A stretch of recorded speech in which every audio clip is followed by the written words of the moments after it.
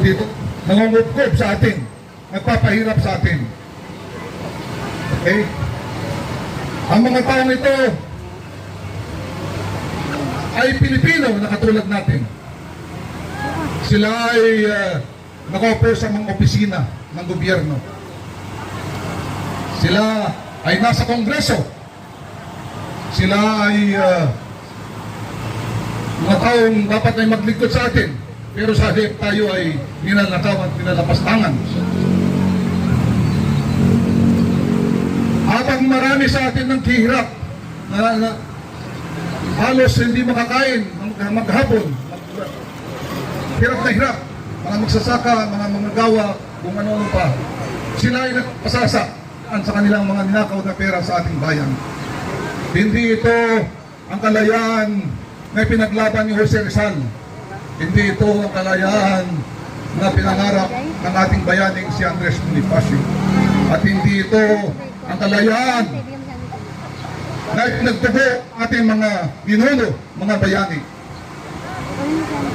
Kaya mga kababayan, panahon na para tayo magkaisa, panindigan, para matapusin na natin itong nangyayaring pandarambang sa ating bayan, para tayo tunay na maging malaya.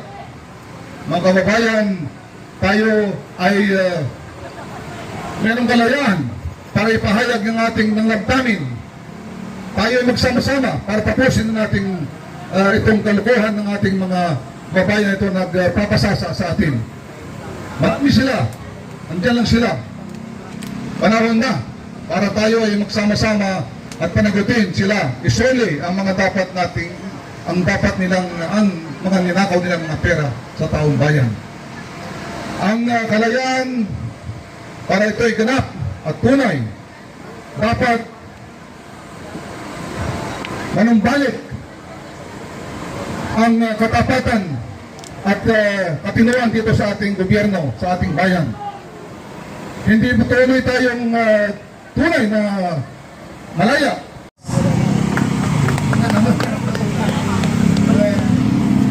Magandang hapon po, kapwa ko Pilipino, mga kababayan. Narito na naman po ako para makipaglamay kasi atay ang ating demokrasya. Ito ang pinakamalungkot na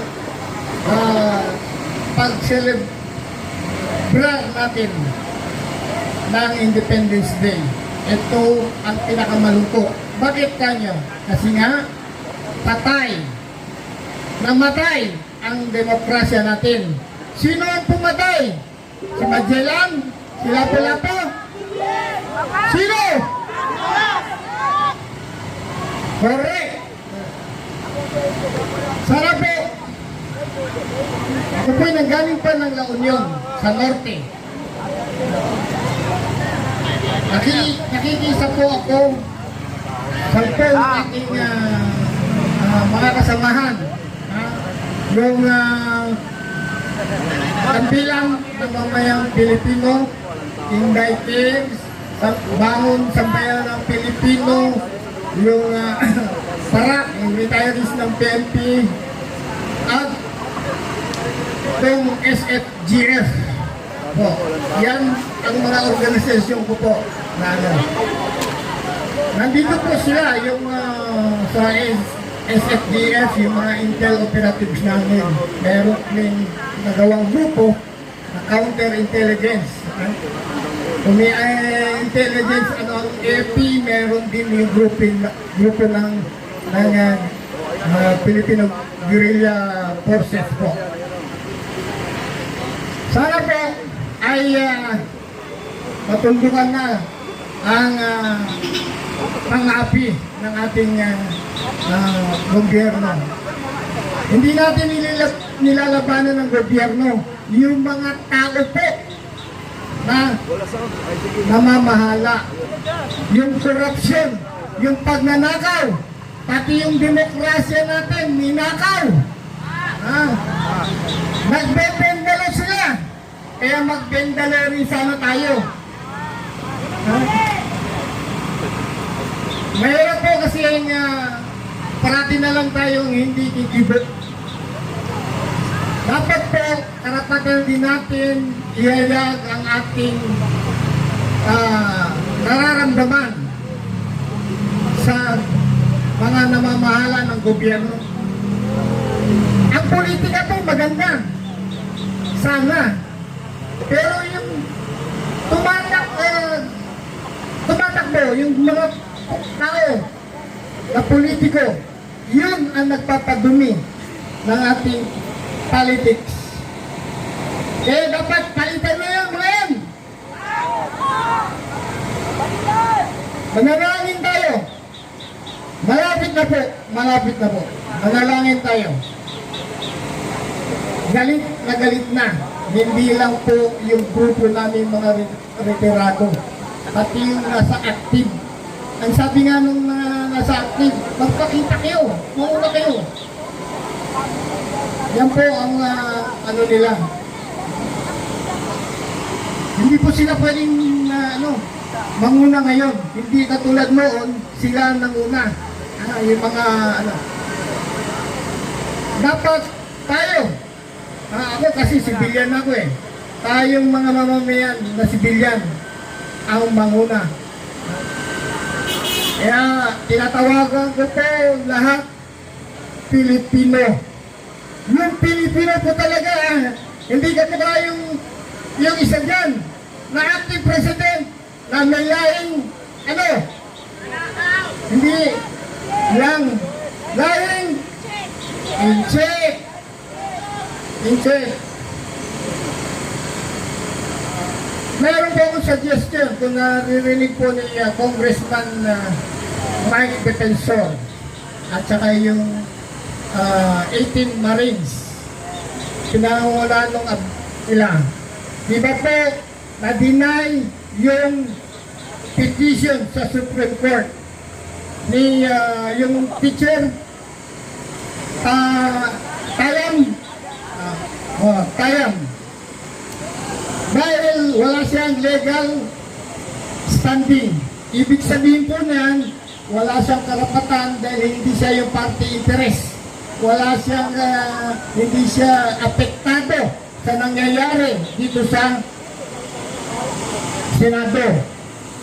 Sana, itong 8 Marines, yung abogado niya, o kaya si Congressman Mike Defensor ay questioning na nila yung legalidad ng bawat isa. Hindi lang yung kay Senator Alan Cayetano, pati yung kay Erwin Tulfo na kargador ng mga chicks. Sabi niya kasi binasagan nila yung 18 Marines na kargador daw eh. Basurero, sabi ni Claire. Hindi nila maraming kahit na discharge sila. Sabi, meron pa dishonorable discharge. Recipient ng mga medalya, katakot-takot na medalya. Dapat po, mag-file na sila sa Supreme Court. Sino ba sa dalawa ang aming pupuntahan? Kasi pag i-content kami, sabi, baka pag pumunta kami sa ni Peter Alan Cayetano, i-content kami. Yung kay Erwin. Kung naman pupunta kami kay Erwin, i-content naman kami nila Alan. So, apektado sila. Yan ang pinakamagandang solusyon para ma-aksyonan kaagad kung sino talaga ang legit na Senate President, sino ang legit na BRC Chairman, Sub-Chairman si Marcoleta. Yan po ang nakikita kong solusyon. Para agaran matapos na ang paghihirap natin dito sa Senado. Sa susunod po, inumungkahi ko po rin po sa mga ating mga kapatid Huwag tayo pag na-solusyon na yan, doon tayo sa Malacanang, sa Mindela. Pag tipon-tipon naman, isunod natin doon. Kasi dito, ang inaano lang natin itong suportahan, yung legitong Senate President at mga Senate committees. Kung na-resolve ito, doon naman tayo sa Mindela. Pwede ba? Kaya tayo? Sige po, magandang hapon. Okay, maraming salamat.